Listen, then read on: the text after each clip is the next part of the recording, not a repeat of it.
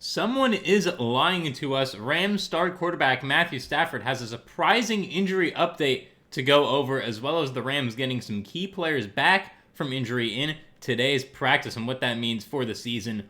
All that and more on this episode of Rams Digest. And welcome back to another episode of Rams Digest. I'm your host, Joshua Finehirsh. And before we get into today's video, let's make sure to hit that subscribe button as we are on the road to 5,000 subscribers. So make sure to be part of the journey and hit that subscribe button, and make sure to click the notification bell, click it to all so you get notified whenever we post our daily new Rams Digest videos covering all things Rams, so you do not miss a beat here as we head into the regular season. And leave a like on this video for preseason week 2 being underway as the Rams get prepped to face the Chargers on this coming Saturday, sadly with no joint practice as my co-host Joshua Hirone covered yesterday. But now on to our main story of today, and that Matthew Stafford actually ended up missing practice today, despite Sean McVay telling us on Saturday night that he would be a full go for today's practice. This story is brought to us by Rams Wire, as we will get into it right now. Matthew Stafford has been sidelined by a back injury since the start of camp, but Monday was supposed to be a big day for the Rams quarterback. Sean McVay anticipated Stafford returning to practice after a great workout on Saturday, where he threw 60-plus passes without limitations, but the Rams opted to hold him out once again. He didn't return as expected, and after practice wrapped up in Woodland Hills, McVay explained why Stafford continued to be sidelined. He told reporters that Stafford's back didn't feel great, so he opted to sit out again. This is definitely not a great sign, considering we had such a nice and positive update just a couple days ago over this past weekend. But seeing this is definitely bringing that concern back up, so much so that ESPN has actually been talking about this injury a lot more than they have in the past, now that he's missed another day of practice. And after throwing 60-plus passes feeling great, it is weird that the back flared up today after having an off day on a Sunday, so we will have to see what the cause of that was. But we actually do have a little quote from Sean McVay to go over right now about their strategy with Stafford. We're going to be flexible and fluid is what Coach McVay had to say about this situation. And I think that's really the only way that the Rams can act with this going on right now, just because, again, it's about feel. If Matthew Stafford's back was feeling good, he would have been out there in practice today. So it is going to be an interesting development to see how many more days he misses, or if this is just a one-day thing, Little Tight comes back tomorrow and is just fine.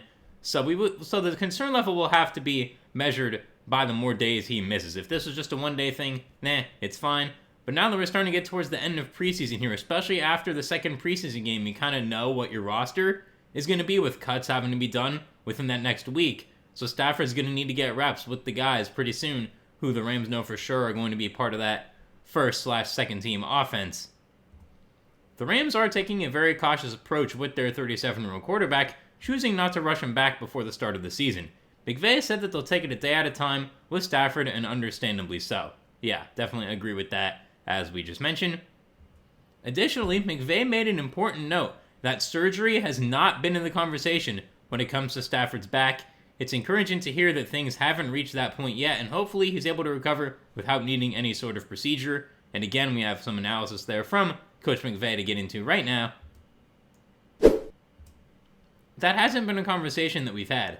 I haven't gone down that road yet in terms of those types of conversations. That hasn't been something that comes up yet.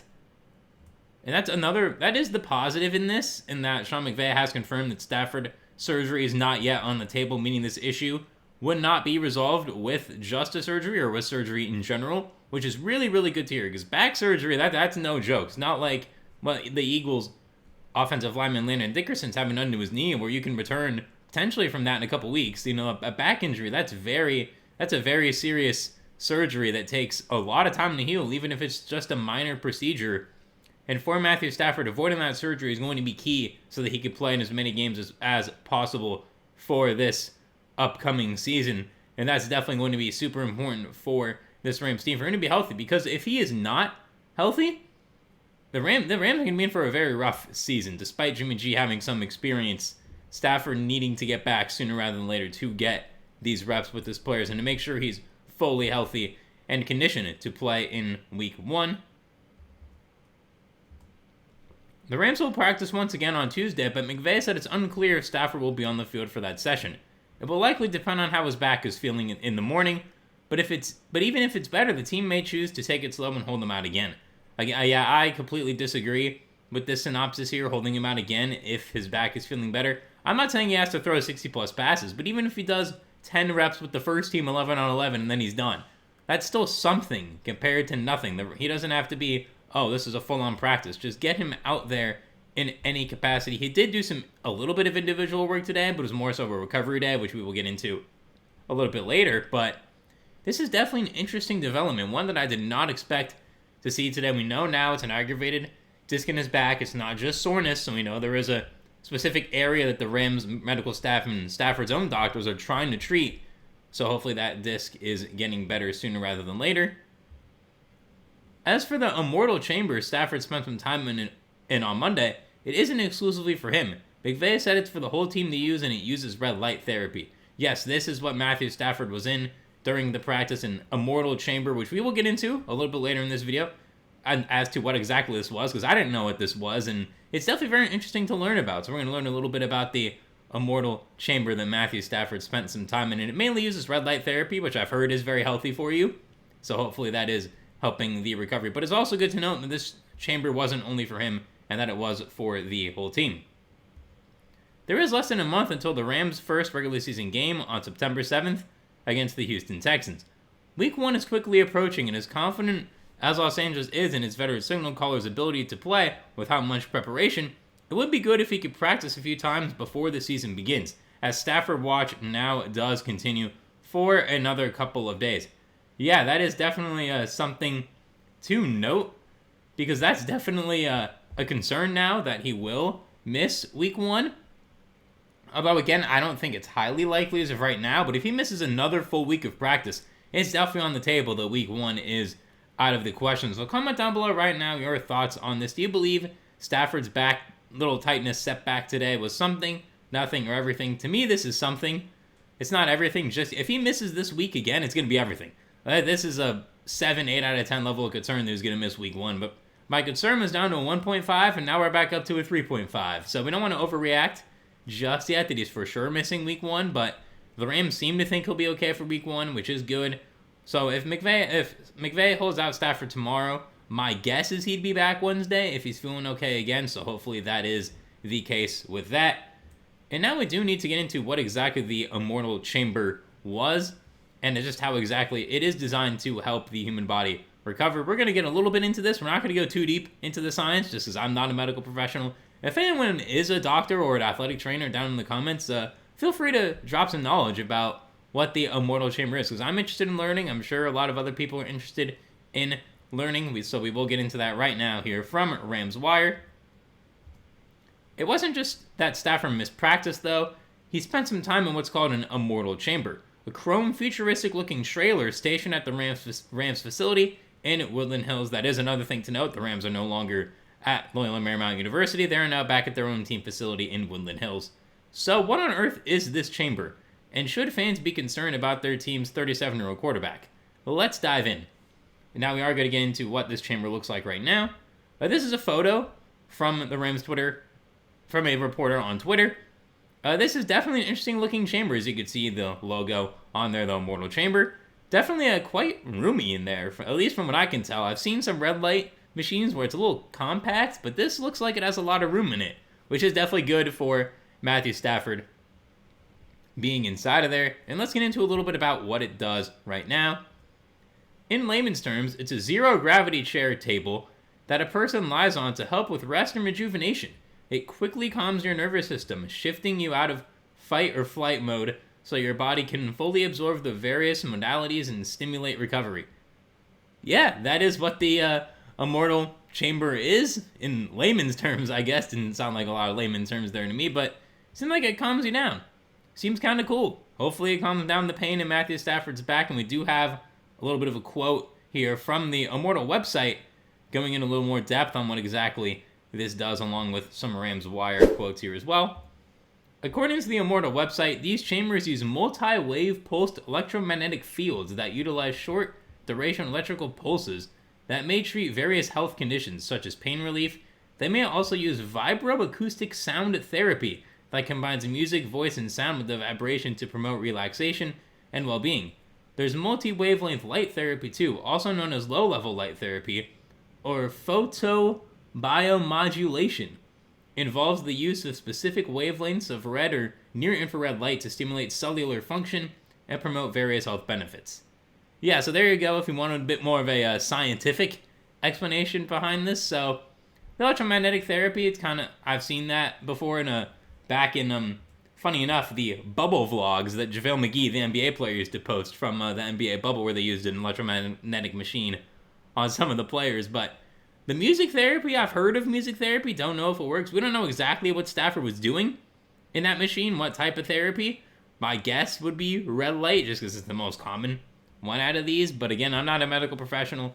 Anyway, I hope you learned something from this. I'd like this video if you learned something. I hope you did. I learned something new today about the Immortal machine here. So hopefully it does help Matthew Stafford recover. And other players were in this as well. It was not just for Stafford, which is a good sign if you are a Rams fan.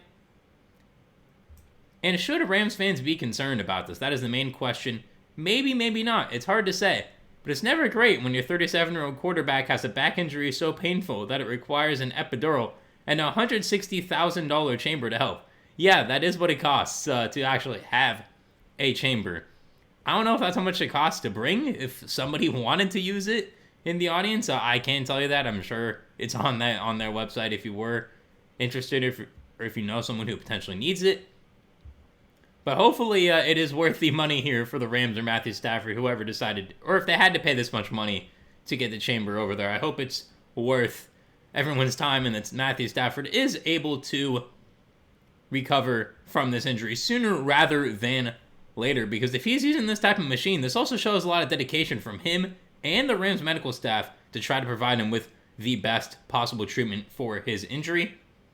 And now we have our final story of the video, which is that the Rams actually got some good news on the injury front today. They had a lot of injured players return to practice today. This is also from Rams Wire, so we're going to get into this right now. Although all eyes have been on Matthew Stafford and his uncertain back, the Los Angeles Rams have been dealing with a handful of other notable injuries in the last week or two. Among the players who have been sidelined are Kobe Turner, Cameron Curl, and Ahkello Witherspoon. But Sean McVay shared some good news on that front after practice Monday. When asked if any players besides Stafford were limited, he said no, it was good. He mentioned that Puka Nacua and Witherspoon returned, before saying that just about everyone who had been missing was out there in some capacity, as we have that quote for you right now. We got Puka Nacua back out there and Ahkello Witherspoon, McVay said. Really, everybody was back out there that had kind of been missing. That's a real positive. A lot of those guys were on the defensive side of the ball, but offensively we had pretty much all hands on deck, with the exception of Matthew, taking part in individual drills. I thought it was a good competitive practice that's going to be in alignment over the next couple weeks when we're going to be practicing in the mornings. So now that Rams practices are in the mornings, hopefully they are a bit more competitive according to McVay. But other than that, this is a really, really awesome sign. Curl with that ankle injury comes back. Kobe Turner also with a back injury. Witherspoon with that calf injury are all back. I don't know exactly what Puka Nacua's injury was. I haven't really been following that, I'll be honest. But it's really good to see that these guys are back, because these guys are the starters. And now Jimmy G gets reps against even more starters for right now. And for when Matthew Stafford does return to practice, hopefully sooner or later this week, that he will have the starting defense to go against, because that will prepare him the best for this upcoming season. One player that McVay did not mention by name who remains a question mark is cornerback Emmanuel Forbes Jr. It's possible he also returned to practice based on the fact that McVay said everybody was back, but we can't know for sure. He's been dealing with a hamstring injury, which he suffered on the same day that Curl hurt his ankle. Additionally, team reporter Stu Jackson wrote that Nate Landman was back on the field after missing a bit of time with a calf injury of his own, and that is good news given that he might be the new Rams defensive leader. Yeah, he has definitely been the leader calling the green dot plays so far when he's been on the field in practice with the ones, and now that he's back, it was very, very good. He gets even more practice being the guy with the green dot, even more practice being the guy calling the plays.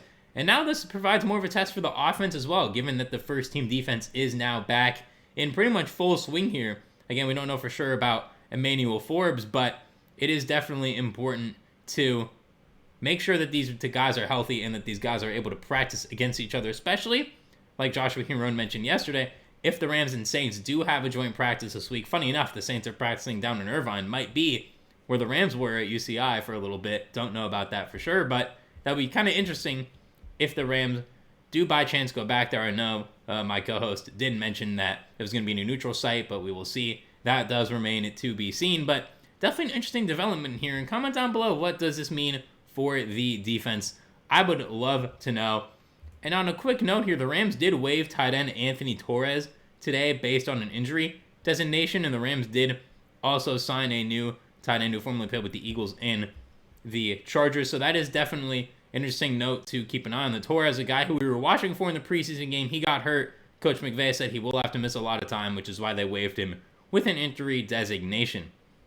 But that is all for this episode of Rams Digest. Thank you very much for watching. As always, make sure to hit that subscribe button. Be on the road to us joining 5,000 subscribers. Make sure you join so we can hit that goal. And click on the notification bell. Click all so you get notified and do not miss whenever we post our daily new Rams Digest videos covering all things Rams. Leave a like on this video right now for preseason week 2 underway as the Rams get ready to face the Chargers this coming Saturday, August 16th. And leave a comment down below your thoughts on the Stafford injury and on the defensive guys coming back to practice, really providing that competition that the offense needs. I've been your host, Joshua Finehirsh. As always, thank you very much for watching another episode of Rams Digest.